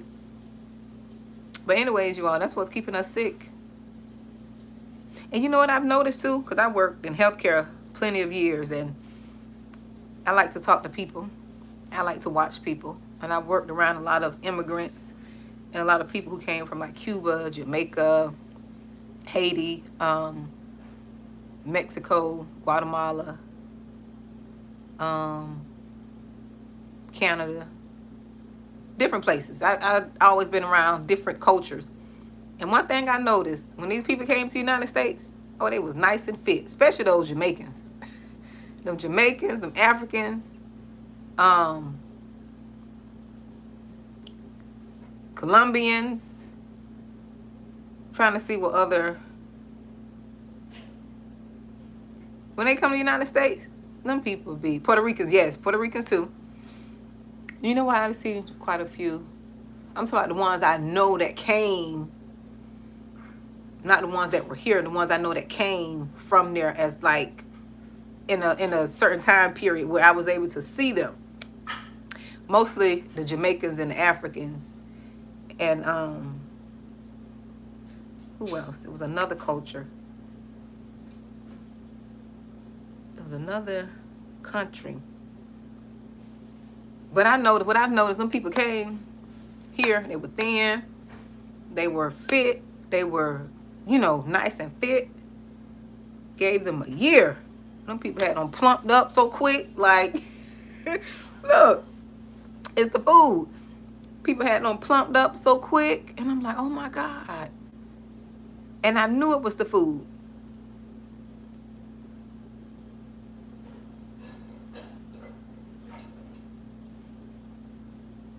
Yep.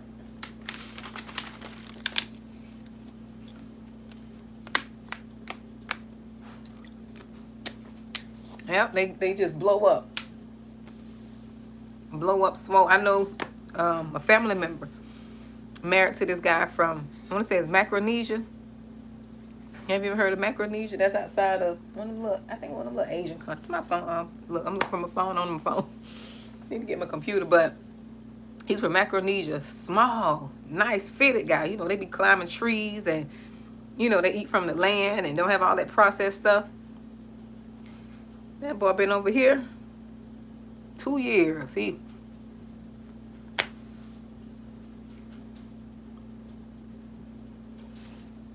I mean, face just, he don't even look the same. Yeah, but she was in school and went over there and learned the language and got married and brought that guy to the U.S. He's double the size.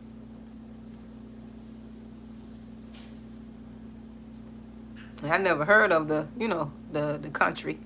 I never heard of it until her, I'm like, wow, I need to get out. I need to get out and travel.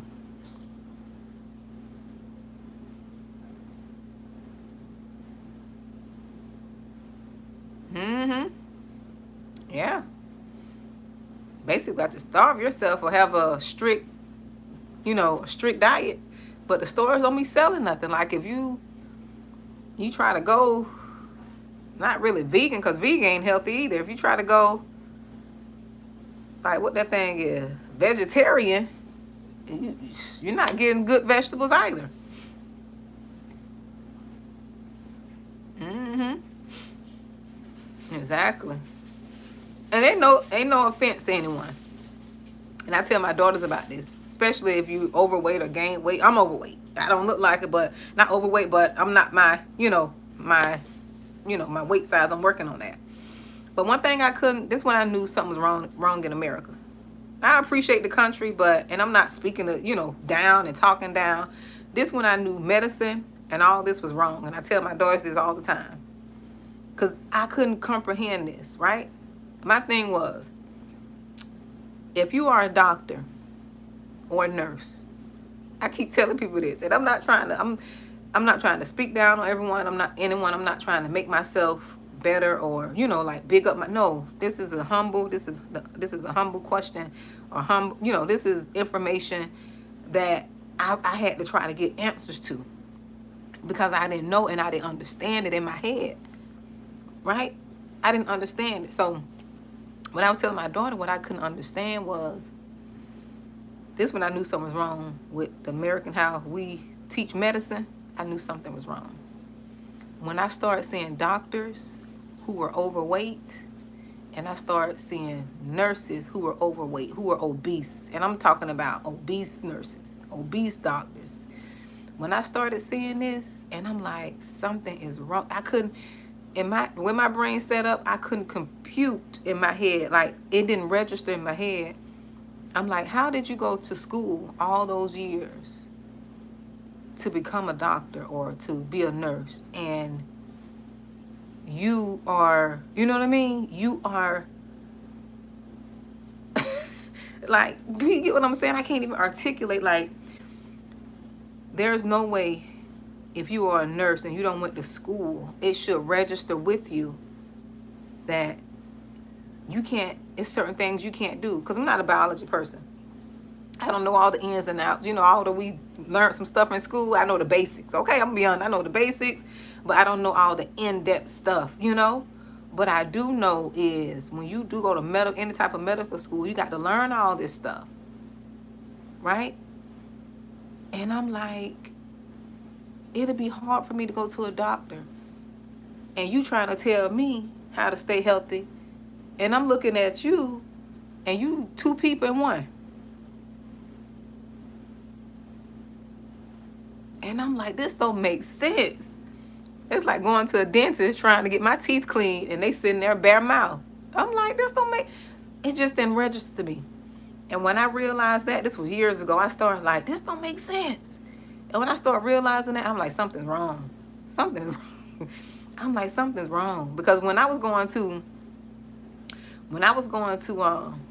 cosmetology school, because I was a licensed nail tech, right? And the thing they taught us was, you can't be doing nobody nails and your nails all jacked up. You don't keep up with your manicures and pedicures. And that's what we were taught. And it's true. You don't want to go to no dentist and they missing that whole front rim up here. Everything gone. We can't, and we got a lot of that going on these days. We got a lot of people talking about healthy marriages and how to keep this and how to keep that, and don't have nan wife, not one husband.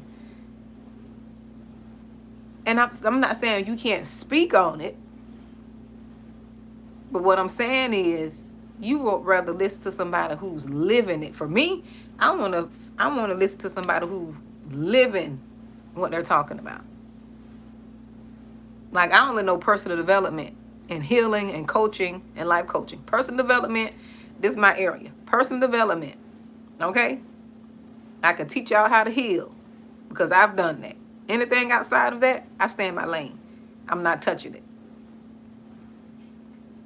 I'm not touching. I stay in my lane. Um I stay where I'm an expert at. I can't speak on what's popular, what's going to get ratings, and what's going to get, I can't do that. Because then I'll be a fraud.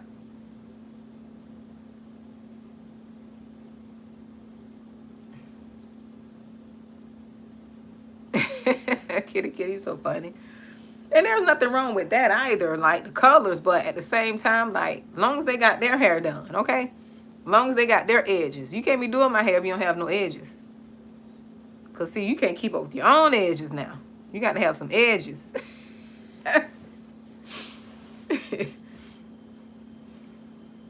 Exactly. So that's what I do. I stick to what I know. But that was my thing. It was hard for me to understand. And I'm like, Lord, help me make sense of this. Like, you went to school all them years just to become, an obese doctor. And you got all the knowledge. You know what it'll do to you. You know what being overweight will do. You can't blame the people who don't know the magnitude, right, of not being, healthy. Because we don't know, and some people got other conditions. I understand. Oh, sorry to hear that, kitty. And I'm like, this don't make sense. I'm like, Lord, this don't make sense to me. Help me understand. But I said, that's the American way. That's our way, unfortunately. That's our way. We can be anything we want to be and don't have to live it. We can say what we want. We could, yeah, we definitely can say what we want and be what we want now. Look, we definitely could be and say what we want now. But I just couldn't understand that. Because you know all the medical ins and outs. You know the risk. You know the levels that it'll take your enzymes and all that. I don't know all the medical terms. I know some, but all this affect this and this. And you still, but you know what that is? Let me tell y'all what that is. I'm going to tell you what it is. And most of us suffer just because I'm not obese, and I had to fight that spirit. America got a spirit of gluttony. We suffer from a spirit of gluttony, most Americans. I said this on another video, but it's true. We eat all day, always snacking. Go on YouTube right now. Go on YouTube and look up the food channels. Food channels got a lot of subscribers.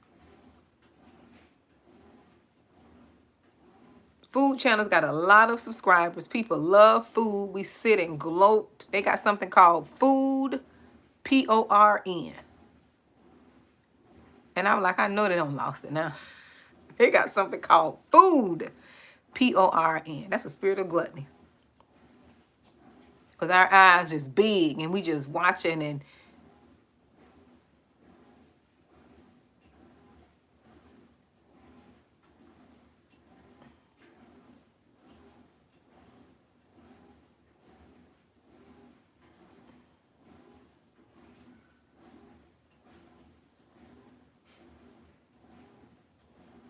exactly.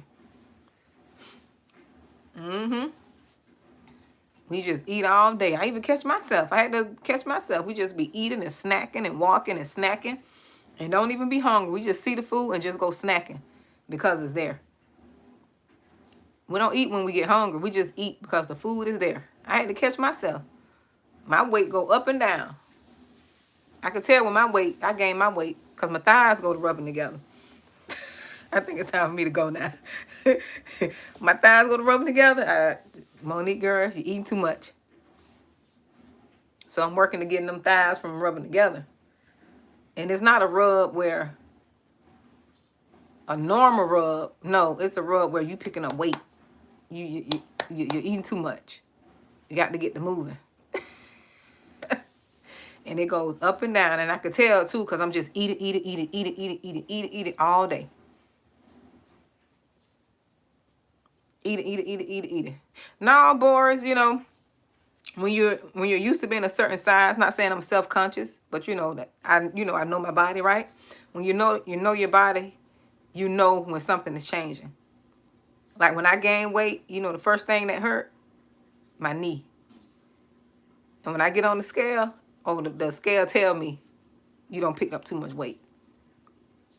That's why a lot of people in America, I don't know about anywhere else, a lot of people who are overweight, they have knee surgery because your body is not made to carry that much weight. So that's why the doctor even tell them before they can get knee surgery, they have to lose a certain amount of pounds. And it don't make sense to get the knee surgery because if you're not going to modify your eating habits and lose weight, it don't make sense. It don't make sense. Because your knees, your body is not meant to carry all that weight. Even with my little frame, when people say, oh, you don't need, even with my little, I can still tell the difference in my body. I can tell when you pay attention to your body, you can tell. I was in church Sunday trying to clap and worship, and I was huffing and puffing a little bit. I said, no, that ain't good. I'm like, why I'm huffing and puffing? Huffing and puffing. Like more, it wasn't anxiety. It wasn't nothing I've done, you know, wasn't running. And I'm like, I really have picked up some weight. You have to do something. Because I was eating that week before. I was eating. So I'm praying against that spirit of just being greedy, and gluttonous, and try to do better. And when you acknowledge it, you usually get better, you know. We don't want to acknowledge it, but, you know, we got to acknowledge it. So I cut back, start eating more like soups and different things like that. Give me some little salads and try not to just eat junk throughout the day. Just to be snacking. Trying to watch my calories. But you all, I got to go. It was nice for you all to come in with me. I've been on here for quite some time. And thank you all. I still have to do my workout. I still have to commit. I sat here because I really didn't want to get up and work out. But I'm going to go work out. I am going to work out. Yep, I appreciate you all standing here with me. Just listening to me talk. Listening to me run my mouth. But I appreciate you all. Y'all be blessed. And I think she's gone. I forgot her name. Let me see. I think she's gone. It was one of the young ladies in here I wanted to say good night to. But I think she's gone. But you all be blessed, okay? You all be blessed. Be blessed. Good night.